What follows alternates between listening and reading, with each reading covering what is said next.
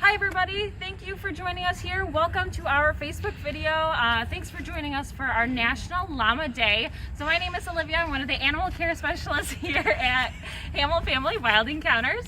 Joining here with me is Cinnamon and Lucy, who are our Wild Encounters llamas. So they are going to be walking around with their trainers, who is Craig and Christy. So they are also care specialists here at Wild Encounters, and they're going to be going on a walk to kind of get them to exercise and walk around and do a little bit of enriching and a training session all at the same time, while I am going to be talking a little bit about llamas and why they're so special and why we're celebrating them today. So we're going to start walking. So they'll start walking around the zoo and we'll let them explore. And while they do that, I'll talk a little bit more about why they're so important and why they're so special. So llamas are actually domesticated animals. They are not wild animals, so they cannot be found in the wild, but they are related to the wild guanacos, which are found in South America. So these guys were specifically bred for really important reasons, and one of those reasons is to be pack animals. So if you notice, Cinnamon and Lucy are quite large animals. Both of them weigh a little over 350 pounds, so they are quite large animals, and that allows them to carry a lot of weight. So they were initially bred to carry about 25 to 30% of their own body weight. So if you consider a possible 400-pound llama, that llama would carry about a little over 100 pounds while walking about 10 to 12 miles, sometimes even more. So they were bred to carry a lot of weight for people, specifically the Andean culture. They would use llamas to carry a lot of their things to travel, so they don't have to carry it themselves. Another reason why they were bred is their long fur. So if you notice, Cinnamon and Lucy are currently flaunting their fur. So they have a long fur right now, and that is for the winter. So we do let them grow out their fur during the winter so that they can stay warm, since it does get cold in Illinois. But people would breed them for their really long fur, and they'll use that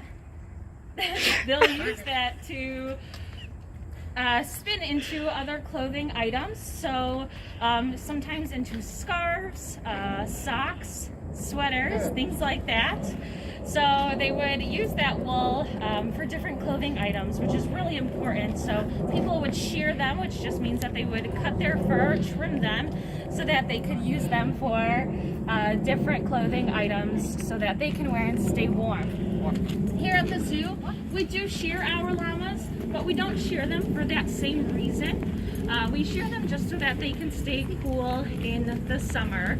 So we'll shear them around May or right before it gets really hot, and that helps them stay cool because it does get quite warm here in Illinois during the summer, so it'll help them stay cool.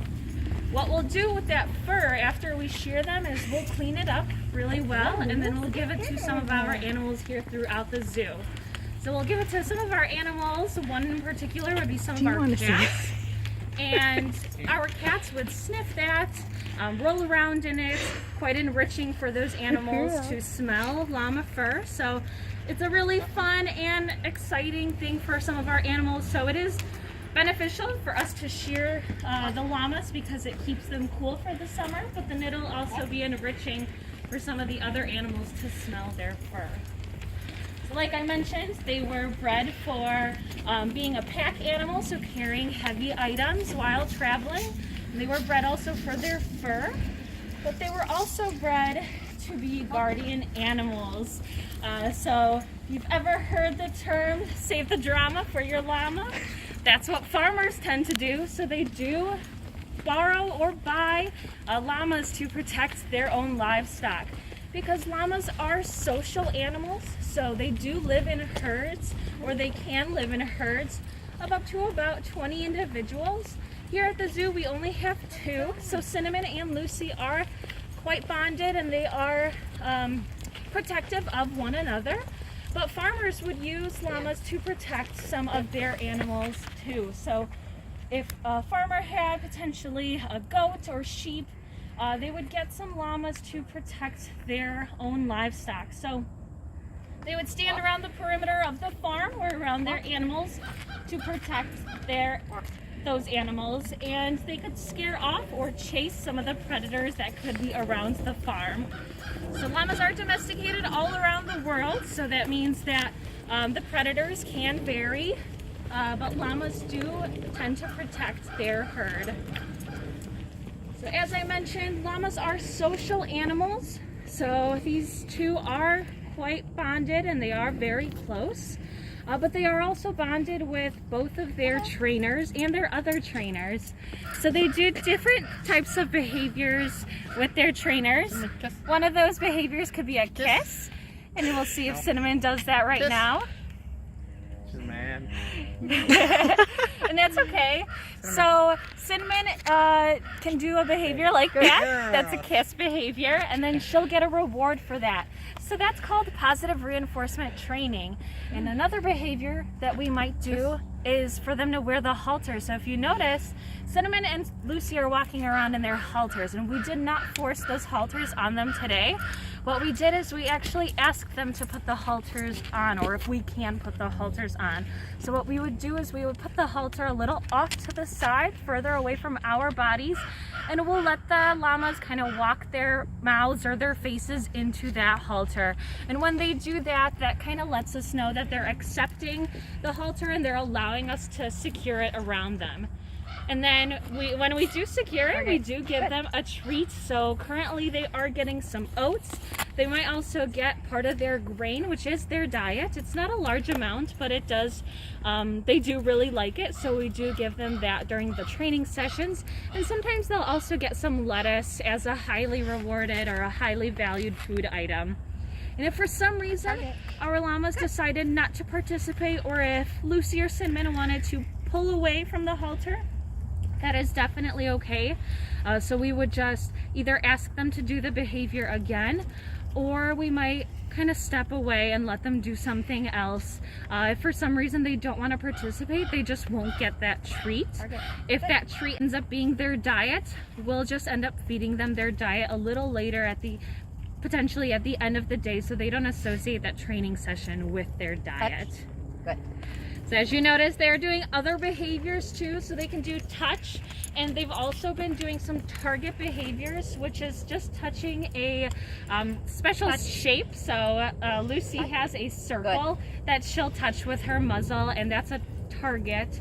So essentially we're asking them to touch their nose on the target, and just like that, she did that, and then she'll get a treat for it. So once again, I mentioned this is called positive reinforcement training, so we want to make sure that this is all a positive and an enriching kind of training session. So now I mentioned it is a training session, but it's also a way to enrich them and excite them to walk around the zoo and get them some exercise so that they can continue to be healthy and be intrigued and stay enriched. Sure. It's like a little field trip for them. Yeah. And if for some reason, I know I mentioned if they don't want to participate, that is definitely okay. But they sometimes do show signs of being uncomfortable. So right now, if you notice, the llamas have their ears perked up, and that just means that they're interested or they're calm, and that's a good thing. So they have banana-shaped ears. For some reason, those ears kind of flipped back or kind of went to the side of their heads. That could mean that they're either nervous or a little stressed out. So that's one way that they would show signs that they're potentially excited, curious, nervous. So those ears help us kind of communicate with the llamas and let them figure out what's going on. But if they are stressed out, it's no probllama, because they do have their trainers to work with and be comfortable, and they can always rely on them because they do trust them and they do feel comfortable around their trainers. Another way that they're able to communicate is by making sound. So they do make this humming sound. They are not doing it right now, which is probably a good thing. Most of the time when they hum, they they're telling us that they're either really nervous or really excited. So it just kind of depends on the situation or the scenario at that point. But a lot of the times that humming can kind of let us know that maybe they're feeling threatened or nervous. And then if they really feel threatened or they feel like they need to protect themselves, they will spit. So they don't necessarily spit at the trainers too often, I should say. They'll spit at each other more than anyone else. And it's a form of showing dominance. So Cinnamon, I would say, is a little more dominant to Lucy, but that could change on the day-to-day basis. So when we do feed our llamas, that is when they might spit at each other because they want to kind of get the food first or something like that. But their spit does smell and taste quite bad. So a lot of the times the llamas will end up almost regretting that they spit because they will kind of drop their mouth because it tastes so awful. It is just regurgitated food. It is green and it smells quite awful. I can attest to that. I have been spit at, but it's almost an accidental spit sometimes. We kind of get the backfire of it, but it does smell bad, so they'll drop their mouth, and it kind of shows that, you know, they're uncomfortable with the taste themselves, and we call that almost like a sour mouth when they drop their mouth like that. Thank you guys so much for joining us here on our National Llama Day. So here we have Cinnamon, Lucy, Christy, and Craig, who are all of our amazing animals and trainers and care specialists here at Wild Encounters. I do thank you guys so much for supporting us. What you guys can do to continue to support us is our llamas are part of the Share the Care, so you can always go on our website and donate. And donating, that could attribute to their own diets or their own care here, so you guys can kind of help us take care of them, but also that helps all of the animals here at the zoo. So you guys are definitely helping us, and we thank you guys so much for continuing to support Brookfield Zoo. I do also want to remind you guys that Holiday Magic is continuing throughout December, so make sure to come and see all of our beautiful lights that we have out. Be sure to reserve a ticket or buy it online, so definitely go on our website and buy those tickets before they sell out. I do want to remind you that we also have something called Game of Gnomes. You guys are able to look and find different gnomes throughout the zoo. We do have a few, so definitely be sure to find those. We do have maps at the south gate, so you are able to look for those and try and find them on your own. But we do thank you guys so much for joining us here on National Llama Day. My name is Olivia, Craig, and Christy, and we're all here. So be sure to stop by and see us here at Brookfield Zoo. Thanks.